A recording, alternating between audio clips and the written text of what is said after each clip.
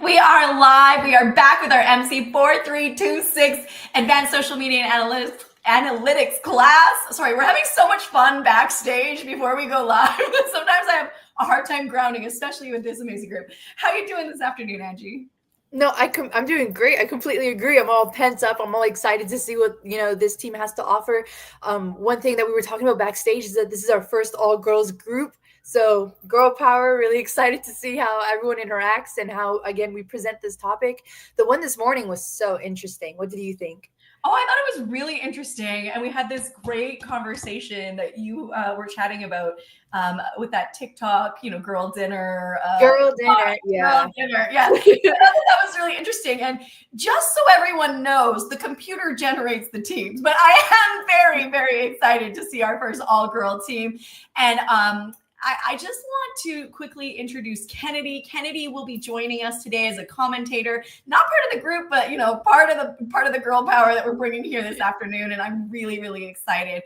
Our class is going to be joining us on LinkedIn, Twitch, or YouTube. They have full reign to go wherever they want to go today, and I'm excited to see them joining in the comments, regardless of where they're joining us from. Kennedy, how are you doing? I'm doing well, thank you. I'm excited to see the show today. I was gonna say, what do you think it's gonna be about? Like bodies and mental health. Like, what kind of things are on your mind with this topic? I honestly don't know because I think it's so broad, but also so specific. And you can go into such good detail. That's why I'm excited to learn about all the research that they've done and be educated on it. Thank you, Kennedy. We're very excited. I want to introduce this team. And as Angie says, we have tremendous, I moved Kennedy back up. We have tremendous girl power on the stage today. And one of the things that I have been saying since the very, very beginning of this class is that every time I go into this Zoom room, they have the energy. Like there is synergy in this group. And I told them that is incredible. And I don't know if it's because you're the all girls all stars, but the energy is incredible and the synergy is just really beautiful to see. So this team works really well together. I just jumped onto Zoom before we came to this third-party platform, and they were giggling, laughing, having a good time. And I thought, this is going to be so much fun. Please do bring that here because that is part of today. But I do want to introduce this wonderful team. This is group 5 from our afternoon class. We have Lydia, Gianna, Maria, Haley A. I'm going to call you by last names a little. Haley N. And Juliana. Welcome. We are very excited to see you today. And I know that we have Haley N. who is going to be starting off this conversation today. I am beyond excited to pass the torch over to you to see how today goes. Good luck, girls. Awesome. Thank you so much for that introduction. We are group 5. We're talking about social media, bodies, and mental health today. I think this topic is really interesting because it almost seems like today there's new ways for women to feel insecure about themselves. I don't know if y'all have heard of cortisol face. Apparently that's a thing now. On the podcast now, we are hearing about what it means to be a high value woman and not even looking at pictures anymore. We're just hearing about different ways to be insecure. So I think it's a really important topic, and I think it's very fitting for an all-girls team to address such an important topic. So first, we're going to start off with some social media news. We're going to discuss influencers like Miranda Ray and Piper Raquel. And then after that, we're going to talk about 2 articles, very interesting. It's going to be The Future is Bright, Is It? And then we also have social media and social media is not real life, the effect of attaching disclaimer type labels to idealize social media images on women's bodies and mood. And then after that, we're going to go through some examples and do a nice little recap. So yeah, y'all ready to get started? Woohoo! I'm so excited. Haley just said something that made me go, there's more new ways for women to be insecure about our bodies. Do you feel that? Is that something you log into social media and you feel that or no? Maria? I definitely think so. I remember a few months ago, people started talking about hip dips. I was like, what even are these? What are you talking about? And just things like that, like people nitpick so much that really doesn't matter in the scope of things. And it's really honestly just to bring women down, and it's not even just like anyone else, it's women themselves. So I think we need to take it a little easy, you know? Are women unfairly treated online? Like we treat each other and our bodies unfairly, Olivia? Oh yeah, for sure. I feel like especially now with the whole like Ozempic culture that we have going on in our society, and especially like comparing ourselves to celebrities who are on things like Ozempic, that has not helped in the last like year or so. I feel like in the last year we've heard so much about like, diet pills and Ozempic and stuff like that. And I feel like a lot of women, especially younger women, are starting to compare themselves to these celebrities, and it's like that's not how they look though. Like that's artificial. Okay. Anyone else want to jump in? Yeah, I totally agree. I feel like the beauty standards nowadays are like it's just like constantly changing. And I feel like every single like month there's something new. Like just like last week I saw someone talking about how some people have like a little eyebrow fluff right here and then some are like don't. And I was like, why is that a thing? Like why do we care so much about like some little thing on our bodies? And it's annoying, but I feel like the more we go, like the worse it's getting with like Ozempic and everything. When someone like loses weight, people are automatically assuming it's Ozempic now. And I feel like it's been such a negative space, especially with like the beauty community and just overall like influencers and celebrities. I want to jump in with like what Maria said about hip dips, and then what you said about like the little eyebrow fluff. Like it's always something new. You're like, I don't know, this is what we care about now. I'm not sure if you guys were familiar with the term like facial harmony that they made up. Yes. Like why do we need this? It was like, And okay, looks so you can have maximum. individually nice features, but they don't work well together. So you turned something very positive, very negative. And I was like, we didn't need this. So yeah, there's always something new. Yes, I also feel like want to half the point time out. they look good. Oh, sorry. No, sorry. I was gonna say I wanted to point out. Alexa said in the comments, I feel like there's always a new gummy or supplement women need. I think this is so funny because like I know my TikTok shop like personally has so many random like women's health like needs, and it's like every TikTok is like a different ad for that. So I just thought that was really interesting to point out. Yeah, that's Also, totally true. I'm so Sorry. That's okay. We told you could do this. Okay. We encourage you to jump in on each other. It doesn't matter who goes first. I was gonna say that, yeah, not even just supplements, but I think that every like on Gym Talk, it's like every thumbnail is like how to get rid of your hip dips, how to like grow a shelf, like everything that's like targeted for these really small things is like super popular now. Yeah, I agree. I feel like lately on my TikTok, this happened like a couple months ago, but I've been seeing so many things about digestive enzymes to help you stop bloating and just things to like, they're like, I lost like so many pounds with this. And it's just like, it's still like constantly showing up on like my For You page. And it's just like, okay. It's like, I don't really want it, but thanks. That part, especially through like TikTok shop, like I feel like that's probably not like where you should be getting that sort of stuff. I don't know, that seems like kind You of don't want to shop for everything for your health on TikTok. on TikTok shop, like of all places, because like what's actually inside of it, it's so crazy. So part of this is so interesting, right? Because our health is now so tied to what we see on these social media platforms. And we can also shop on these social media platforms. So what does that say about the platform's role in shaping our perception of women's health? Yeah, that's true. I feel like these social media apps definitely are not helping with promoting like a good sense of mental health. Like they're just promoting, especially if like it's a product, like they want you to buy these products off of people too. So whether or not it's like good or bad for people, like they're going to want to promote it because they're making profit off of it relatively. I agree with what she's saying because also some people will give like false hope or like don't explain everything that they do. They just say they take the supplements and everything gets magic, but they don't know like it's way more deeper. They just want you to buy the product and be influenced off of what they showed you on the social media. Yeah, they don't show you their calorie deficit, their excessive working out, and all of the stuff that actually led to the results. They just say, "Look, come buy my product so I can get paid too," right? And I do think that that's definitely part of the problem. Reese says, "I saw an influencer talk about how plastic surgery um, has made bodies that don't happen naturally the standard." And so, I wonder if Instagram and these kind of like visual social media platforms are part of this culture, one. And two, maybe not as extreme as plastic surgery, but the role of things like filters over images in transforming the sort of discursive perception of our body standards.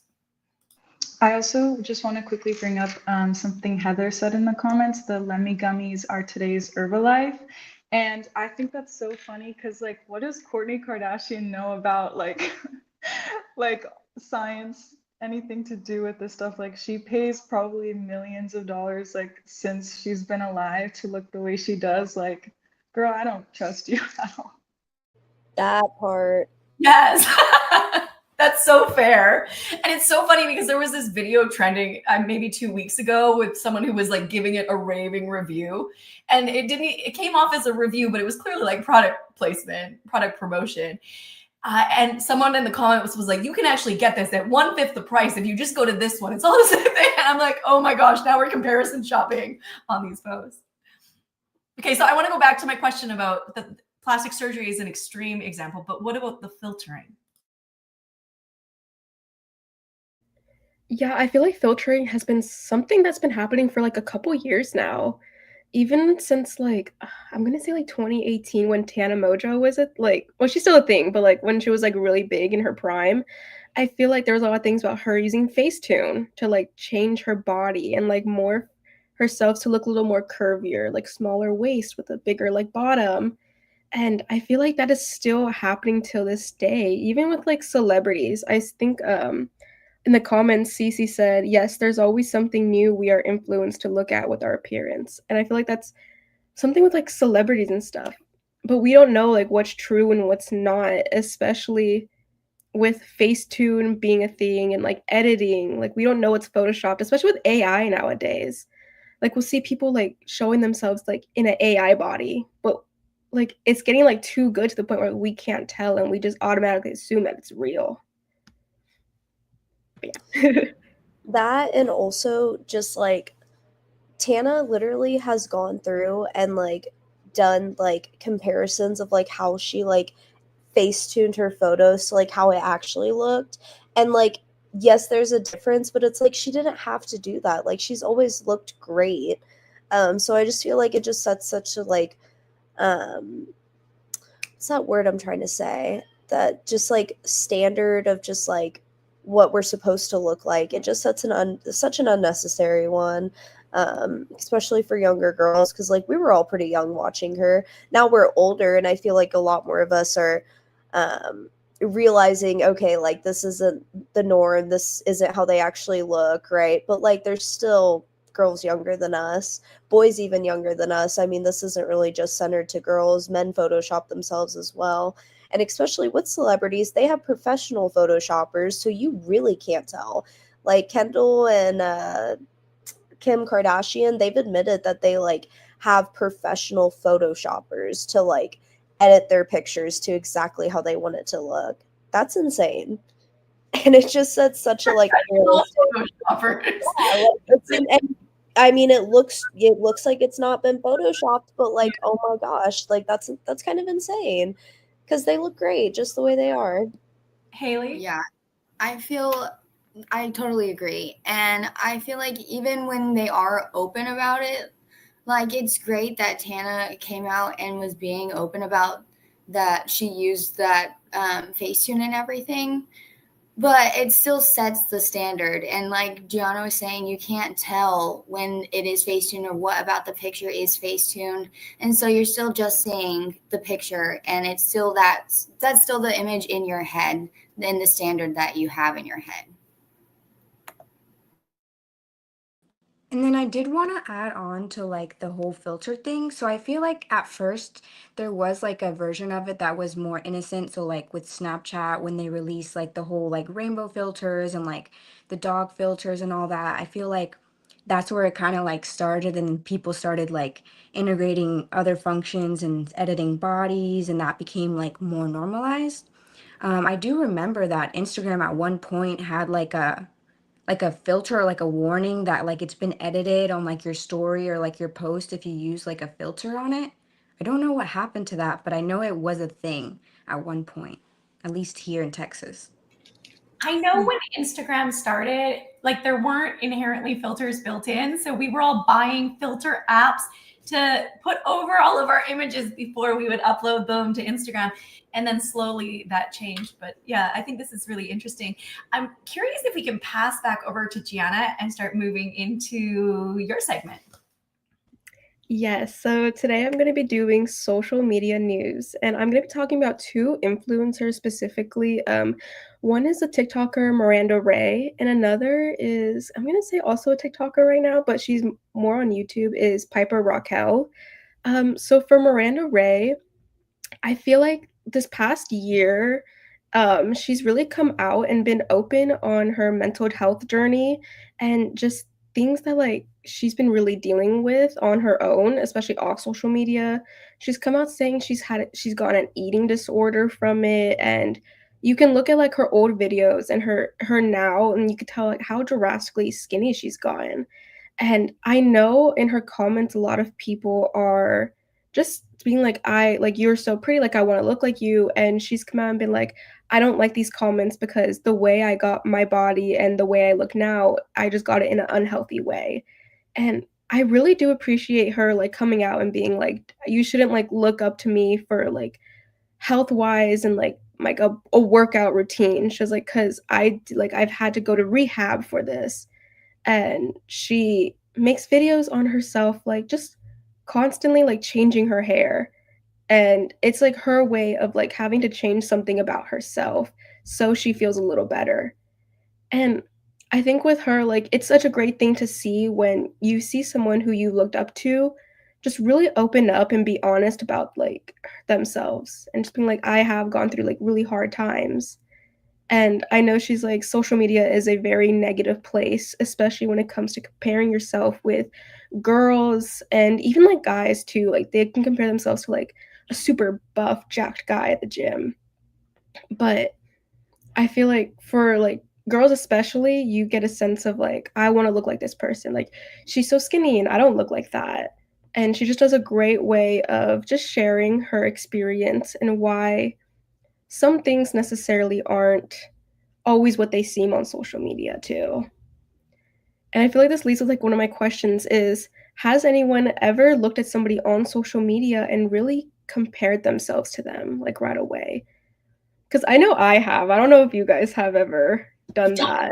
It's just human nature for this social comparison. Yeah. Oh, for sure. Yeah.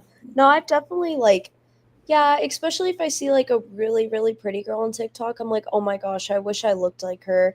But then also, I'm just like, I like how I look myself, so that's okay sometimes. But yeah, that I catch myself sometimes. I'll start comparing myself to other people.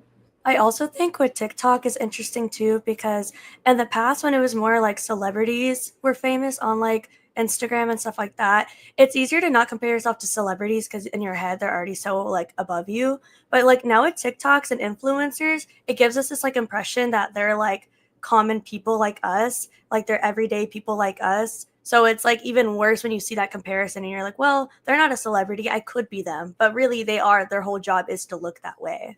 But I think that's just really interesting. Yeah, I totally agree with that. Like, especially people who are really popular on certain platforms, like, of course they look good because that's all they do all day is make sure they look good. You know, that's like their whole, that's their brand is themselves. And I also want to add on to what Gianna was saying about Miranda Ray and like with all the comments is that another thing that's like an issue is when like it's great that Miranda's like aware that she has a problem or like a, you know, like her eating disorder is a problem. but like there's a lot of people who are like in the midst of their eating disorders, and like when they get these comments, they're like, oh wow, everyone thinks I look so great, so they like continue to stay like that, and it like feeds into their ideals of like how they look their best. Yeah, I agree too. I know she's like even like gone on saying how like she can't go to certain events anymore because like her like way of like relapsing is she just like constantly goes back into like that dark like her dark self. And she's like, I just need to like take breaks off of social media because it gets so bad, especially when she reads comments and stuff. And it's just like it's so sad to see nowadays that like people who just are just normal and trying to live like a life and just end up like recording like what's going on in their life like have to go through some of these things.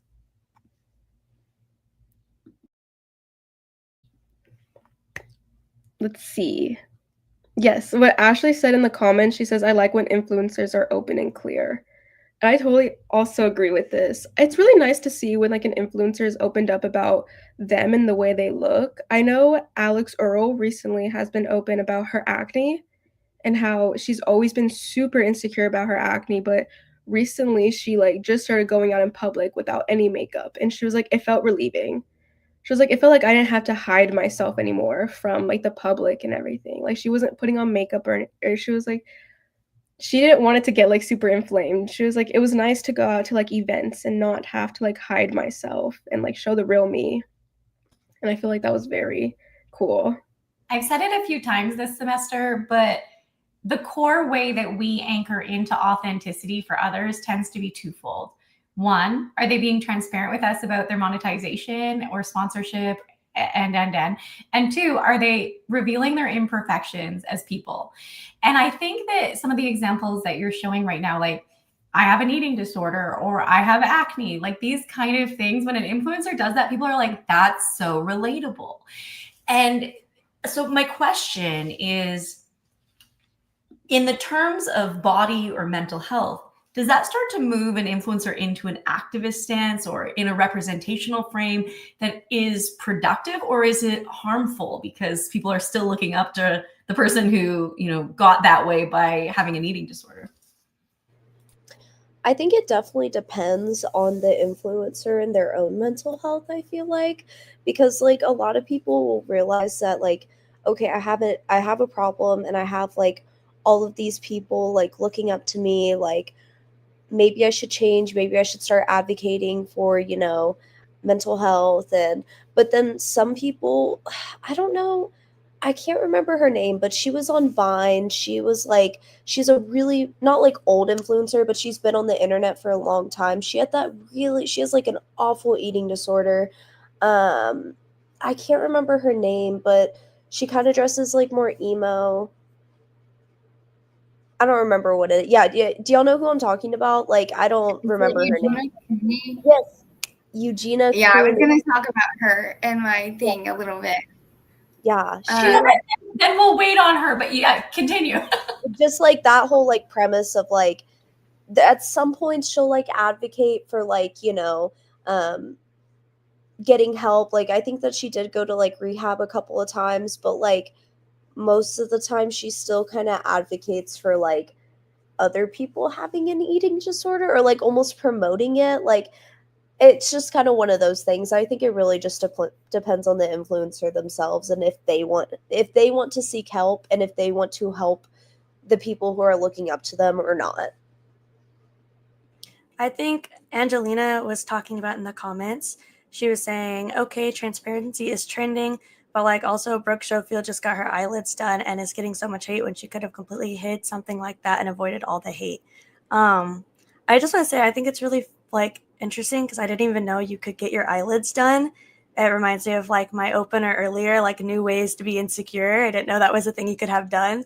But yeah, I think the transparency is interesting, seeing that like sometimes people react really well to it if it's more relatable. And then maybe in a case like this, that kind of turns into hate. I think it really fits in with what Lydia was saying, where it really just depends on like their intention and like who they are as an influencer.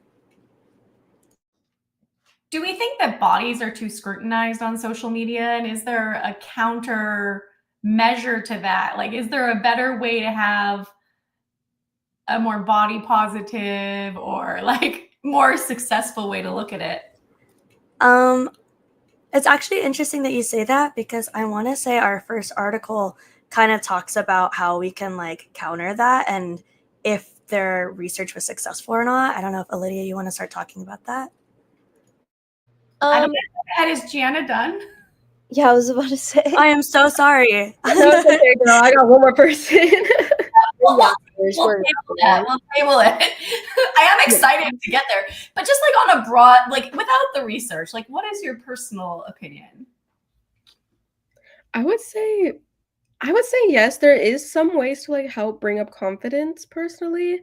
I think we've seen a lot of girls, especially more of like I'm gonna say plus size, like the plus size community who makes videos and are trying to advocate for themselves and show that even if you are in a bigger body, like it is okay and you're still just as beautiful as you are like somebody else. And that you don't have to change yourself and like do all these things. Like you are beautiful with the body you have, and even like some fitness influencers will show like this is how like I might look in my videos, but I also look like this. Like they're like I stick in on like some photos. They're like don't always believe everything you see on the internet. And I feel like that's been a saying for so many years. Like don't believe everything.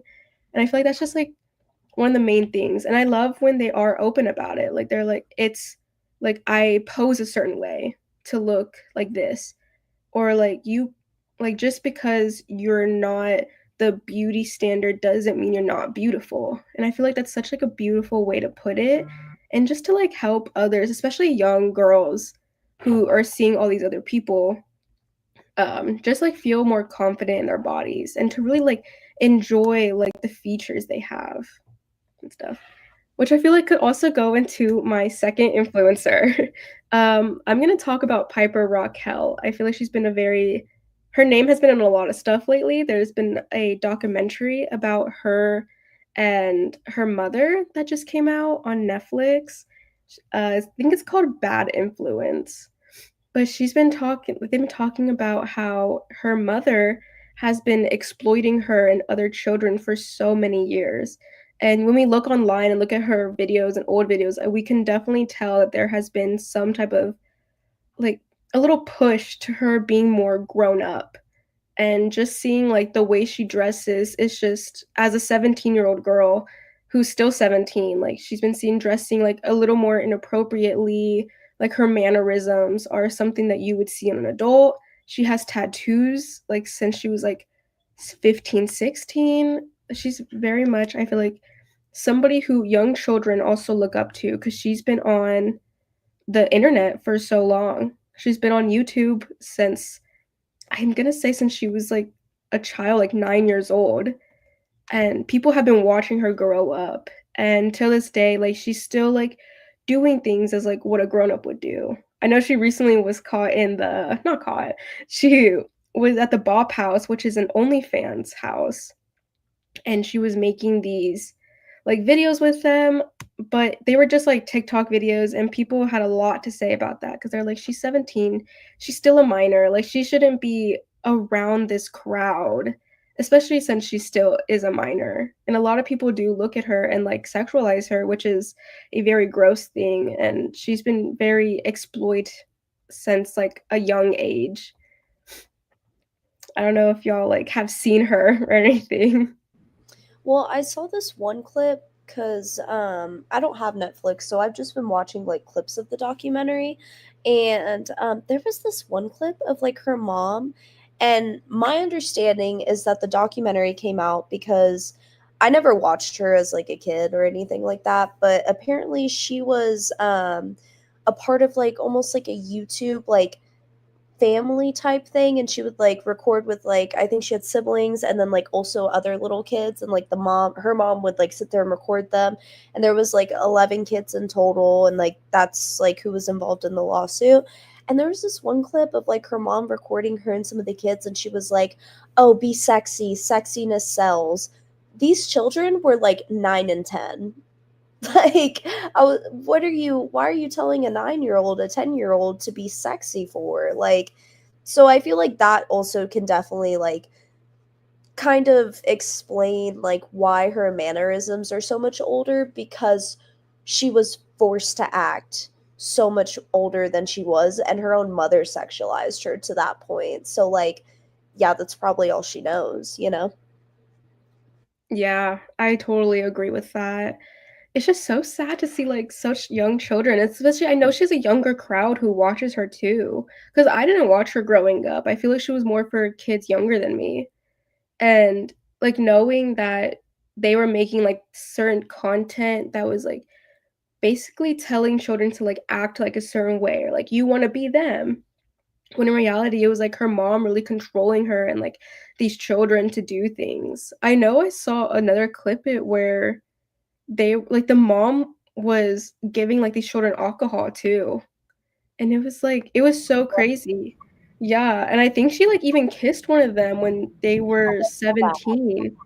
You didn't see that? I did see that one, but I didn't see the alcohol thing. I did also see, which we were talking about this before this live stream, the whole sugar daddy thing, the whole Megan thing.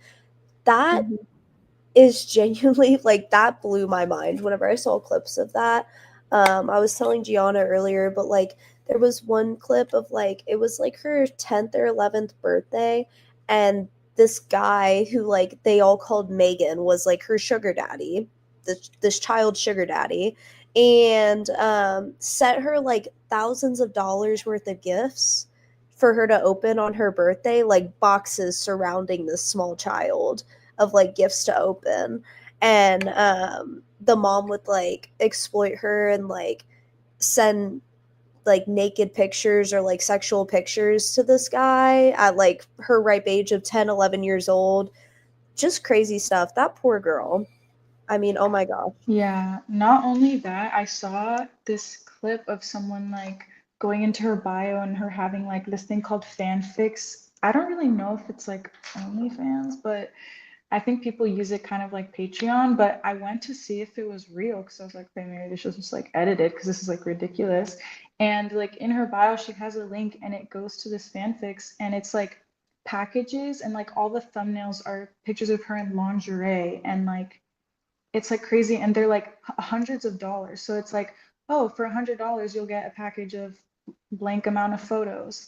And like obviously I didn't buy one, but I was just like, I don't know, like I hope it's clickbait and they're just getting weirdos to buy it, but like still like it's really crazy.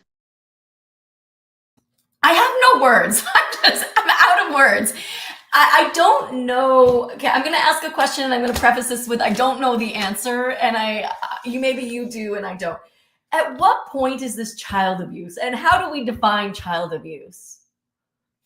I don't have the answer. Honest question. I think it already is. I don't know how like she hasn't been protected yet because like it's not like they're really hiding anything. Like she's posting all of these like suggestive content, like, and the account says like ran by mom, so it's like your mom is posting this about you. Like, why is no one doing anything? So yeah, I honestly think it's like already child abuse. She's been like groomed by her own mother, basically. Yeah, I feel like it's definitely child abuse, and I don't know the exact definition, but I feel like it could be something around if you're doing it for the benefit of the child, and it's so clearly not for her benefit. So yeah. I think this raises so many questions about kid influencers. And I know we've talked about this semester already, but in like a different way, like when we overly sexualize young girls and there are people in charge of them, their parents, whatever, I don't care who's allowing that to happen. But also, what role did the platform, like I'm going to go back to this, what role did the platforms play in not allowing those kind of images or portrayals of young people who are minors? It also raises questions about like audiencing, like because we and I mean us as like society at large is allowing this to happen, right? So we're kicking people off of certain social media platforms, but we're allowing this. And why is that line? Is it because it's young girls? I don't know the answer, but just a prompt. Yes, I that like leads to like my question I was going to ask the audience was, do we think there needs to be rules on these social media apps for children who do make content for others? And I feel like that's something like we need to really think on because I think there should be. Like definitely like I know like these parents run these accounts, like it's not just the children, but I think there needs to be like some type of way for like for someone to come in and be like, stop, like this is not okay. This is not really what children are supposed to be acting like or like seeing like others act like. And I feel like that's just like something important is to have like these rules. And I feel like guidelines are already a thing, but like a lot of people just skip over them. And I feel like it's very pick and choose on who gets like these guidelines or who gets suspended off like the platform from it. Everyone's saying yes, absolutely. What I think about it is that like TikTok is already like 18 plus.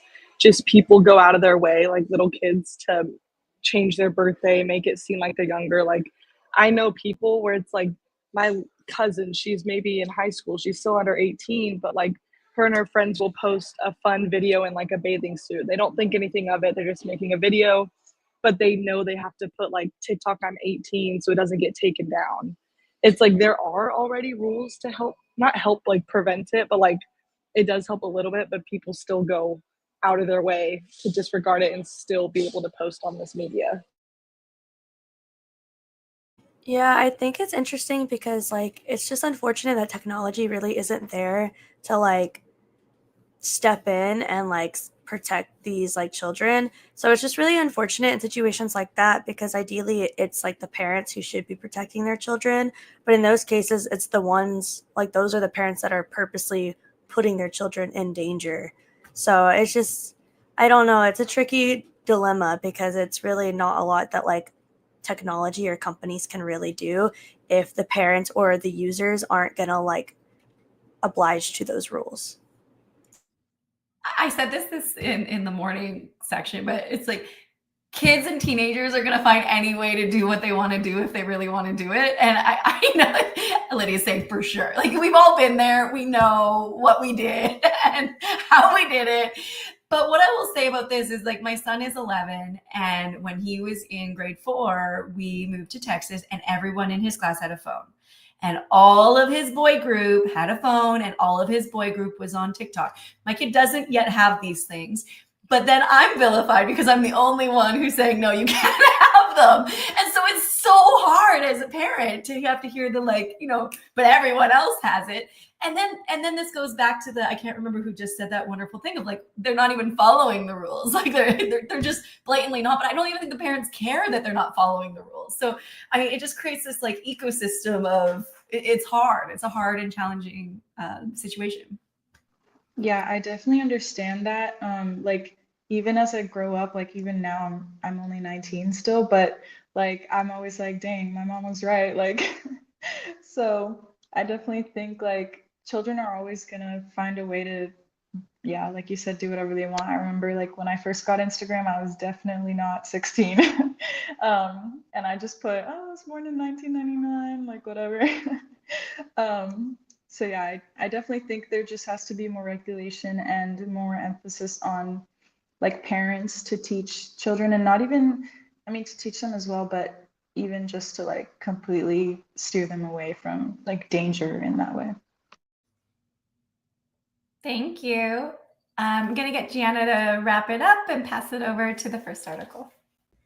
Yes. Thank you so much for listening to my little part. I'm going to give it my little baton to Lydia now, who's going to be talking about her article that she read. Perfect. Yeah. So the name of the article that I read was "The Future is Bright, Is It? Investigating Effects of Hopeful Mental Health Content and Endorsement Cues on Social Media." So this was actually a pretty interesting article. Do just want to forewarn, there wasn't a lot of things found from the actual study. However, it was pretty interesting still to read.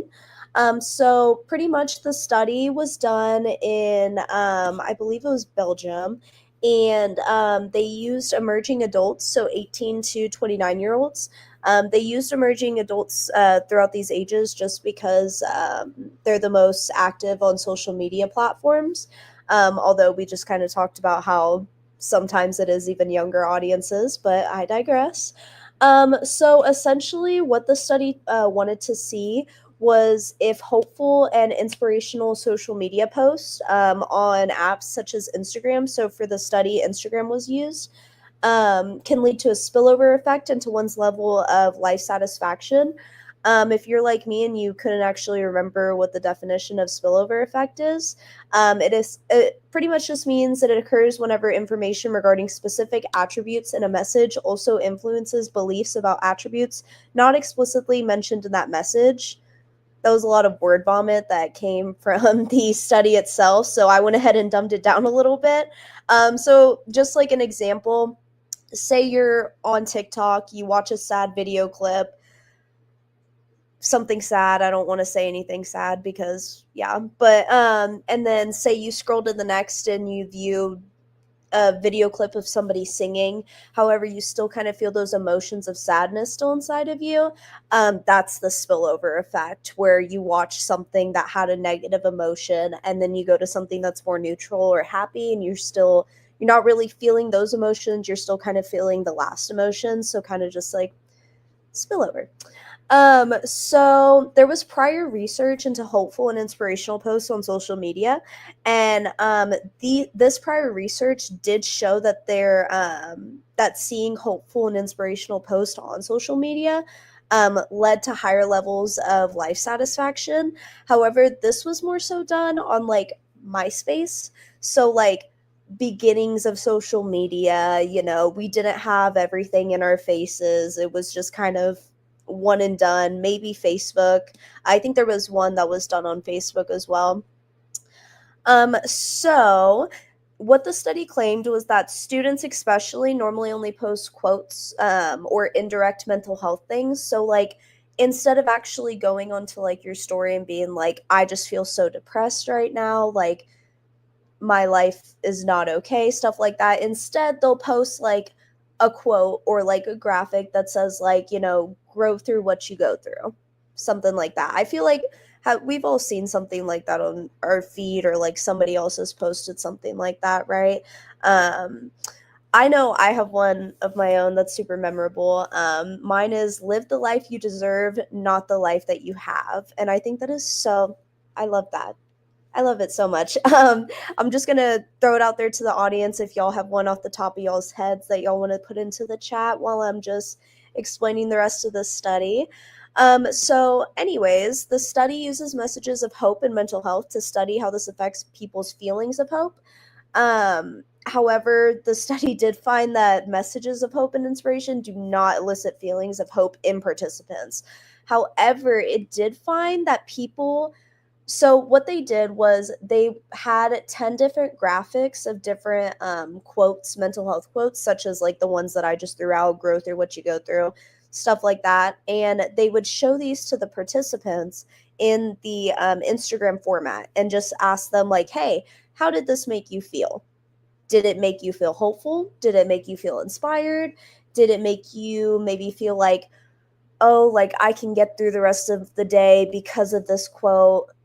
Most of the participants said no, because like I just said before, let's be real, everything is just kind of thrown into our face. We're seeing content like this pretty much on a daily basis, not even daily, I'd even argue hourly basis.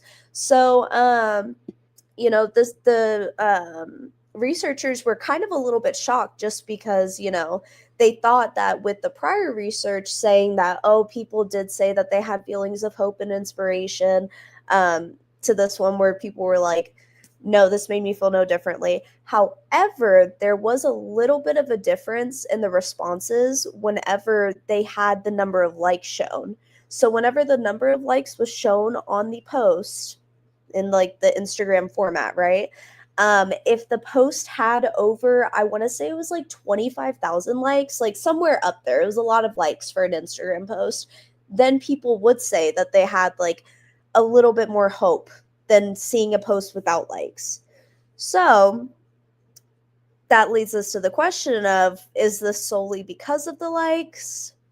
They don't really know, to be honest. They just noticed a little bit of a difference between the responses whenever the likes were shown and the likes weren't shown.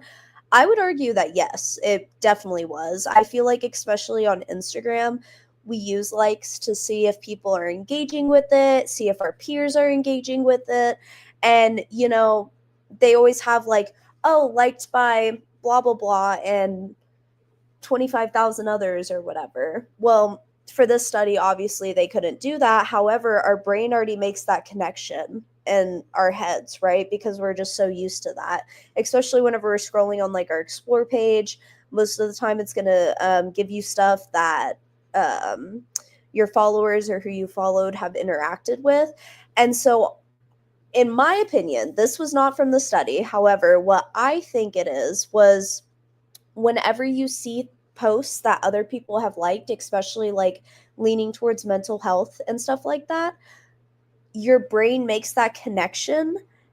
And so that's whenever you get the feelings of like hope and inspiration, if that makes sense. I don't feel like I explained that the best, but just essentially making that positive correlation in your brain to you having followed that person, interacted with that person, then in that case, then it would lead you to having those feelings of hope and inspiration. Oh, maybe I can get through the day. Like I said, though, the study, I think it was like a 0.5 difference in the responses of like, oh, I feel neutral about this, and like, oh, like feelings of hopefulness and like stuff like that. But so it also said that prior research into hopeful and inspirational posts on social media showed that this could lead to higher levels of life satisfaction. However, like I said, the study showed very little association between these. The study also did point out, the study came out around the time whenever Instagram was doing the whole hiding likes feature. And so they did point out that, like, this could also affect future studies. If you want to do like, oh, like let's do one group where they're shown the number of likes, one group where the number of likes is hidden, and then a control group where it's just kind of like nothing, no likes at all. So the study pointed out for future research just to use more direct social media posts. So instead of doing like quotes and stuff like that, instead going back to my first example of how people typically don't post on social media about their mental health, being more direct instead of posting indirect quotes such as that. But yeah, it was a pretty interesting study overall. Like I said, though, I was a little bit more shocked that they didn't find any association. However, after reading more about it and like thinking in my own terms, yeah, it made a lot of sense because, I mean, let's be real. Who here has looked at a post and been like, I think with this post, I can get through the rest of my week no matter what's happening. Like I said, it's thrown at us all the time. So like one simple Instagram post of a graphic doesn't really make as much of a difference. However, I think that for some people it can, but not in the way that the study was hoping, not in the way of feeling hopeful. And it's a great play on words, by the way. That was really interesting. Yeah, it was pretty interesting. Let's go to the chat and see if a quote I saw that has helped me with insecurities lately was, does the clay say to the potter, why did you make me like this? And it's, oh, that's a really good one. I've never heard that one before. Okay, I love that. Yeah. I honestly do want people to answer this question. Like, have you ever found a social media post that you're like, that one, I'm going to keep coming back to it? I know, I'm like, group mates, have y'all ever found one? I can't think of like a quote specifically, but I do remember for a while there was like a TikTok trend of like hope core, and I really missed that. I thought that honestly to me genuinely did like, I feel like have that spillover effect. But I'm almost wondering if that's like the same thing with like having a bunch of likes is kind of like the same as like knowing a community of people have like interacted with it. And I think TikTok is just better at having communities versus Instagram. So I'm wondering if maybe the Hope Core trend was a little bit more like successful with that. I promise you, I have cried watching a Hope Core video. I love it. It is literally like, it's just like, I don't know, maybe I'm just emotional, but Yeah, I definitely agree with TikTok having a better community. I think even just like I've seen posts with people being like, when they're making fun of someone on TikTok, they're like, post this on Reels because they'll probably have like a lot of hate and not very nice comments.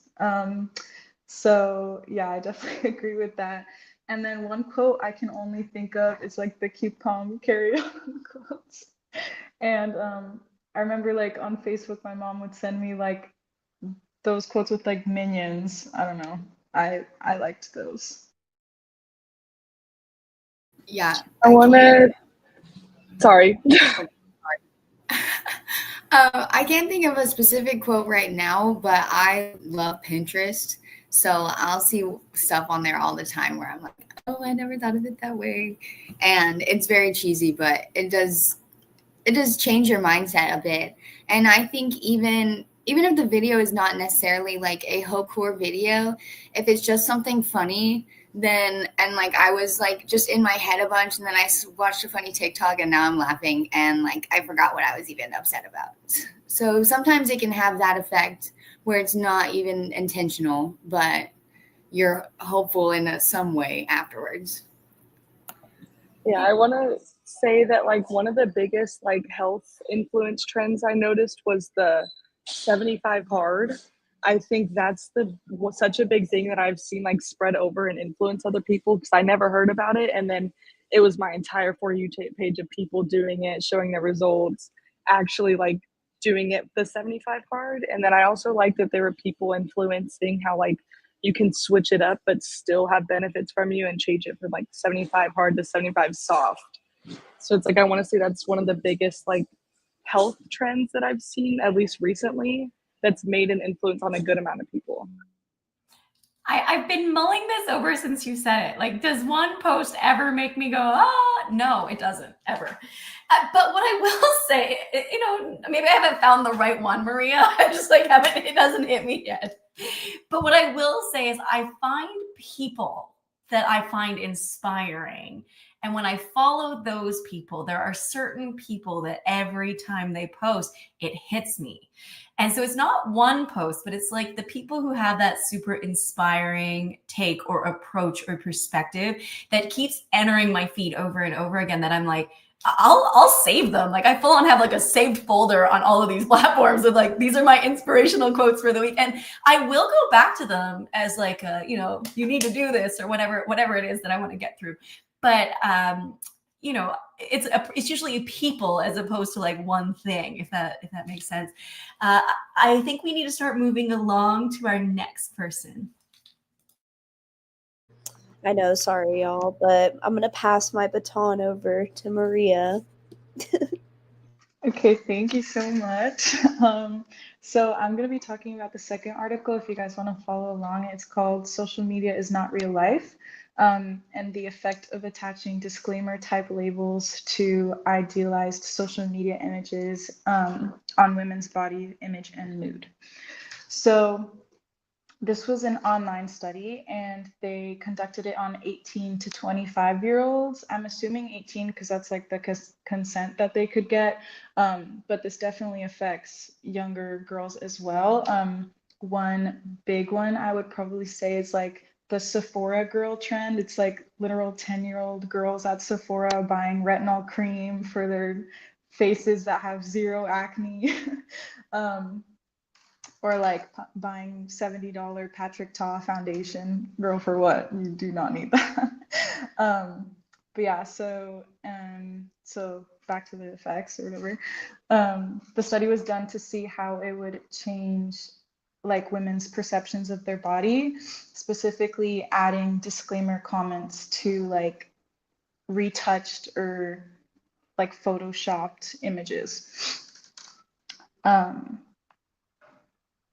So yeah, so they did like, they took the like all the people that they interviewed, and they asked them like things like, oh, like what do you think are negative outcomes? And a lot of people said like lower academic performance, lower work performance, like body dysmorphia, bad body image issues, obviously, eating disorders. Like it's just like a lot of things are like come from this, and you never think about truly like how much you think about yourself affects you. But it really does, even though you might not notice. So my question I want to ask really quick before I start is, do you guys like follow anyone on social media that you've been relieved or disappointed to find out that they had been like lying about something? For example, like the TikTok, when TikTok was going down, when someone, I don't know who it was, but said that she was never doing any of the workout routines she like was telling people to do. So yeah, do you have anyone like that? So yeah. Oh, that's so funny. Can you post it into the chat and I'll pin it? Anyone in the room? I was literally gonna bring up the whole like TikTok banning thing because I remember every other video on my For You page, those like couple hours before it got shut down for like another couple of hours, but I digress. But so it was literally just like there was this one guy. Now he doesn't do the Squishmallows thing, but I used to follow him with, I don't remember his name. I'm so bad with names, but he was blonde and he used to go around buying a squish. Yes, Carter. Somebody in the chat just said it. Carter, he used to buy like Squishmallows and he would be like, "Oh my god, I just found this super duper rare, like you can't find it anywhere besides like, I don't know, Thailand." Turns out he was buying them online and going into the store with them and like placing them and then filming his content and leaving. And I felt heartbroken because I have like 2 Squishmallows. I'm not like a collector, but it was really like fun to watch him like go on a hunt for these Squishmallows. I felt a little bit betrayed. I can't even lie. That's my story though.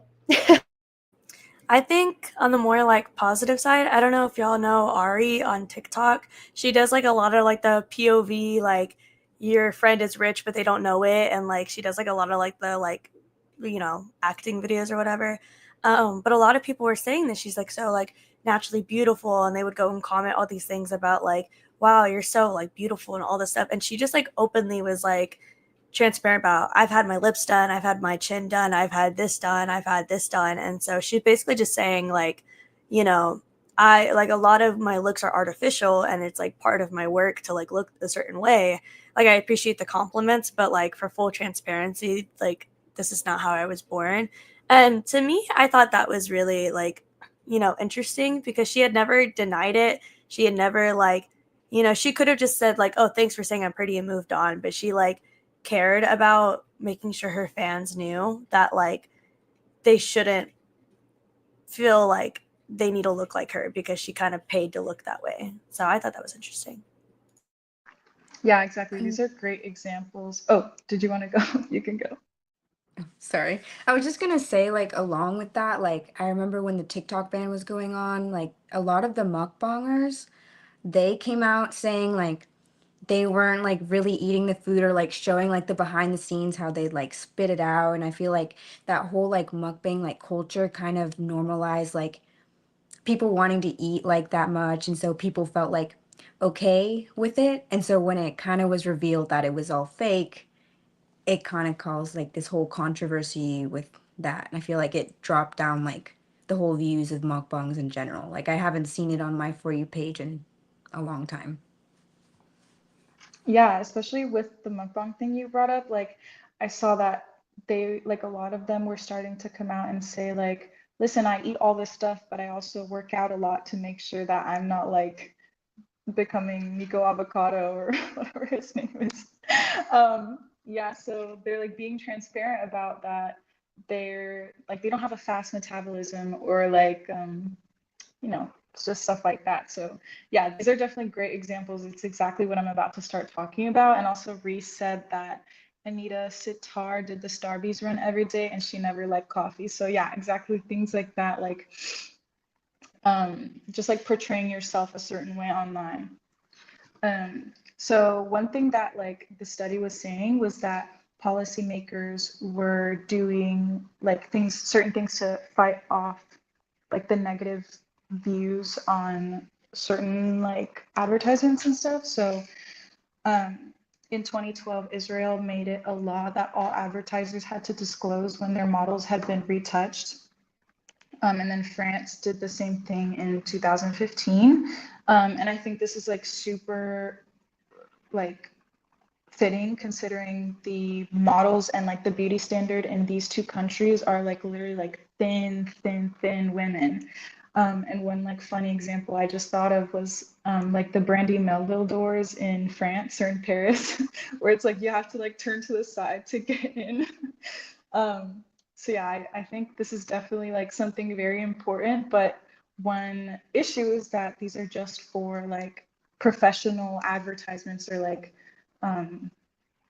you know, billboards, magazines, things like that. It's nothing to do with social media itself.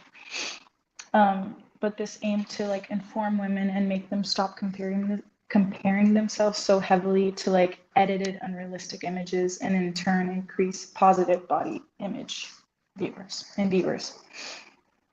And then one example I thought of was that Kylie Jenner used to refuse to admit that she got any work done for a really long time, and so did like a lot of other celebrities, even her sister, I think.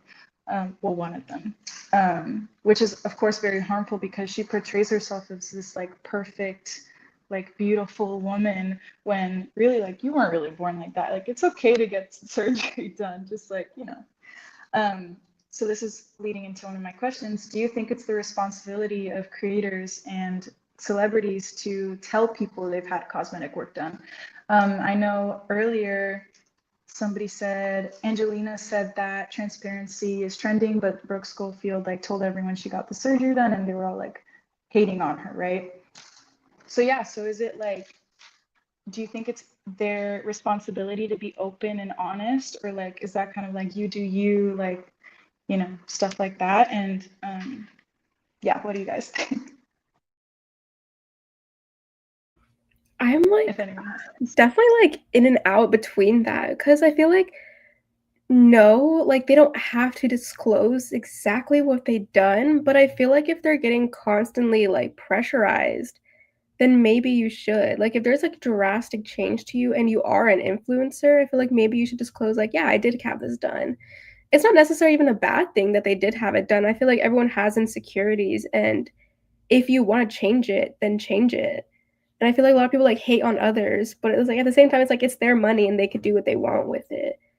But like Their money and their body, right? Like their Yeah. money and their body. yeah, it's their money in their body. What I think is- Sorry, sorry. go on. Go ahead. I was gonna say like Said- Kylie Jenner, like she did get lip filler done, and she is like someone who's so like so big in the industry, and I think it's worse when they're denying it. I think when they deny it and they're like, no, I didn't get anything done, like they're just lying to people. I feel like once you get like your accusations, maybe you should like come out with it and being like, yeah, maybe I did. But I don't necessarily think they like have to. You can Yeah, go now. Sorry. I think especially what you said of Kylie Jenner, like her lips are like her whole brand. So like, why are you lying that you got lip filler? You sell lip kits to people. I was gonna continue with that. I do think that, you know, you don't have to, but I think that certain influencers do have a responsibility to disclose any work that they got done, depending on their niche and if their portrayal has any larger implications. So if you're like a beauty guru and you're just like, oh yeah, use my makeup to or like beauty products for this look, but you had works done, that's dishonest. Angie, it's like anti-aging. It's when they like lie about Yes. massive work done. It was just this bottle.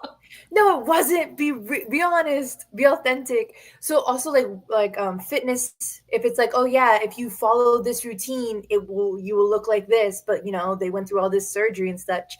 I think that's when they're being dishonest and misleading a wide number of people. That's when I think they have the responsibility. I don't think anyone has a responsibility to tell you about their bodies if they don't want to. But what I do think is that the audience deserves to not be lied to. So there's a difference between not saying it and ignoring it and being silent about it than falsely stating that you did not when you did. And that's for me, like that we all have our own lines, but for me, that's my line. So it's like, I don't care that you didn't tell me. I don't, it's your business, but there's a line. Don't tell me you didn't when you did. And so like that anti-aging one is such a good example. Like all these people, like, you know, I'm starting to get older and I have like one wrinkle that's starting to come and I'm like, oh, I don't like that one wrinkle. But then I like see these videos and I'm like, no, I don't believe any of you. Yeah, exactly. And one example that I have is Ava Gutowski. I don't know how to say her last name, but she's My Life is Ava on YouTube, and I grew up watching her, like, of course, like her high school role play, like back to school, even though she was like 25 years old. But yeah, like she recently, I think, got her boobs done, and she has been super open about it, about how that was like an insecurity of hers and how she just wanted to change it. And I don't think she had the responsibility to tell anyone, but I think it was just like especially nice since she has like a younger audience that had grown up with her in a way, to just be like vulnerable and open about that sort of thing, to like let people know it's not anything that's shameful or you know, that just should be viewed negatively, I guess. Thanks, Maria. I'm going to pass it over to Haley. We do need to Okay. move it along. I'm just noticing the time. I'm having so much fun. I forgot to look at the clock. Is the honest truth. Wonderful conversation.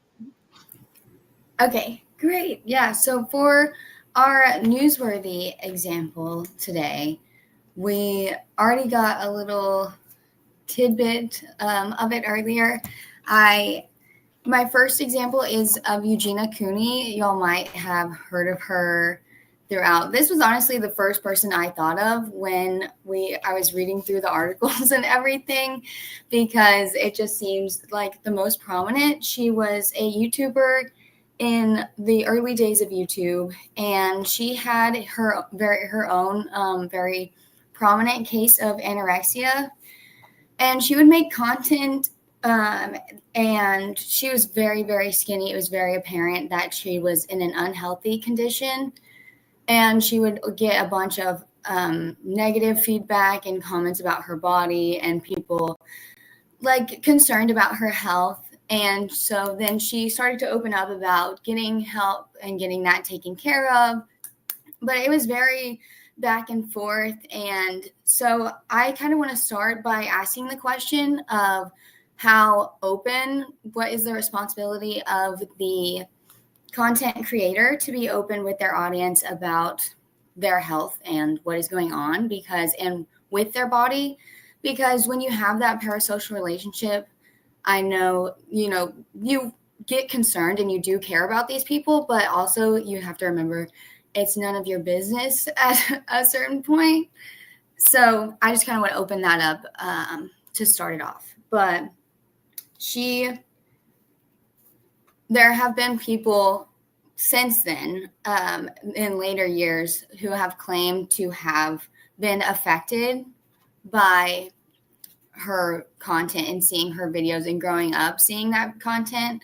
They say that they have gotten eating disorders because of that and because of this type of content. So I just kind of want to start that and put that out there for everyone. We don't have a ton of time, so let's just do a couple people here and then we'll circle back to what the audience says. But Okay. what do you, Juliana? Do they have a responsibility to be open with about their health? So I don't think that they have like a responsibility to be open with it, because I mean that's their private life. Like they don't have like an obligation. If they feel like they're comfortable enough to share with like their audience and they've built like a community, I feel like that would be okay like with them if they feel comfortable with it. But I don't think it should be like a responsibility to be open unless they're promoting something that like basically goes against it. Do you remember Kate Gate? Where everyone was making, like she was missing and everyone was like, where is she? Where's Kate? Where's Kate Middleton? And like, she had no privacy at all. And then people were like making up all these conspiracies. There were so many conspiracies circulating. So I almost feel like we don't, as a society, give people space to allow them to have their body and health issues. I'm curious what you think.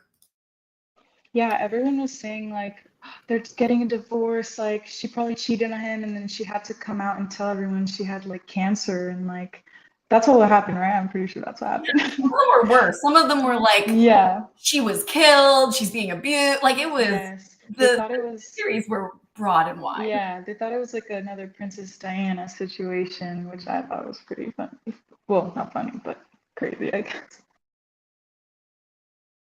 I just think that it's insane that we think that we, not like, I'm not saying like everybody, but I feel like there's a lot of people who think they have such like a claim to know that much about celebrities. Like, yes, I understand that they're in the public eye, but like exactly like that, like she literally had cancer and she had to come out and tell everybody, maybe even before she told, like she probably had to rush telling her own like immediate family as well, because what if she didn't tell them, because everybody was tripping out. And like, yeah, I understand, like it's the royal family, they have like their past with Princess Diana and stuff like that, but like it just comes to a point where like you don't have as much of a claim that you think you do, and you shouldn't.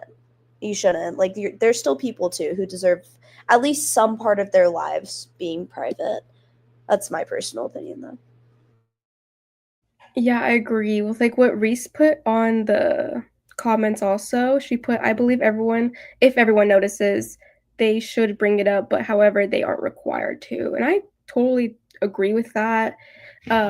I feel like though, if it is something like medical wise, like something super serious, I feel like they should take as much time as they need to before spilling it with like the whole world and having others comment on like that certain thing. So I feel like that's my opinion. Like it's hard enough going through something, and then to have the scrutiny on top of that, it's like a second layer of almost trauma or processing that has to happen. I hate to cut this short, but we do need to start moving to the conclusion pretty soon. I'm wondering if Haley wants to add anything else before we move on. Yes, yeah. So that was great discussion. I love that. I think it can be based on the content, on what you share, and then that kind of is a gauge of what is your responsibility after that.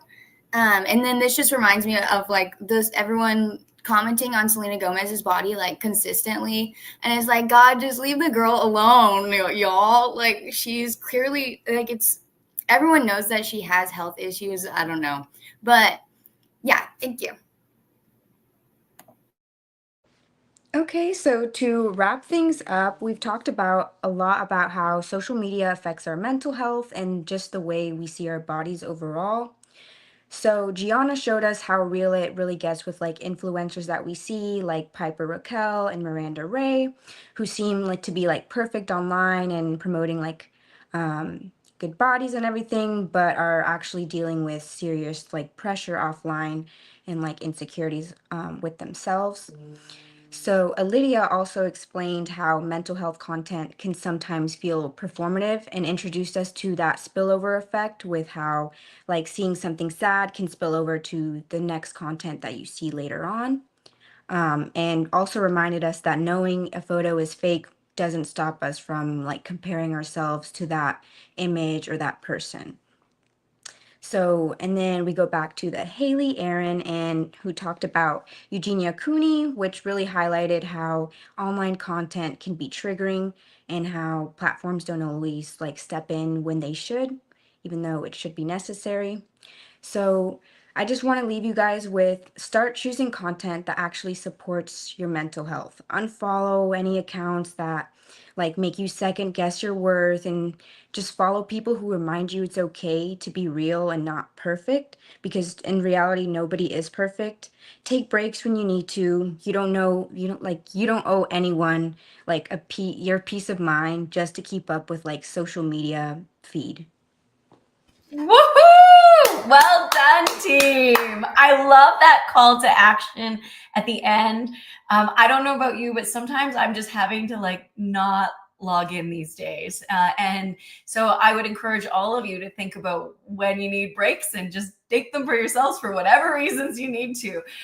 But moreover, I just wanted to say what a beautiful job you girls did. I mean, you should feel so proud of yourselves, and I am so proud of all of you.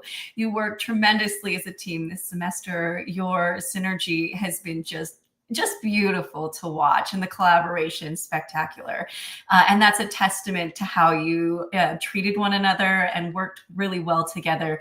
You divided and conquered every task that we've given you, and I'm so proud of you. I know each of you is going to go on to do really remarkable things, because when I see teams that really do this kind of job, it just makes me so proud of you, and know that you're going to do wonderful things. So thank you, without getting too sappy, but thank you for such a beautiful afternoon. I had so much fun with all of you. Angie.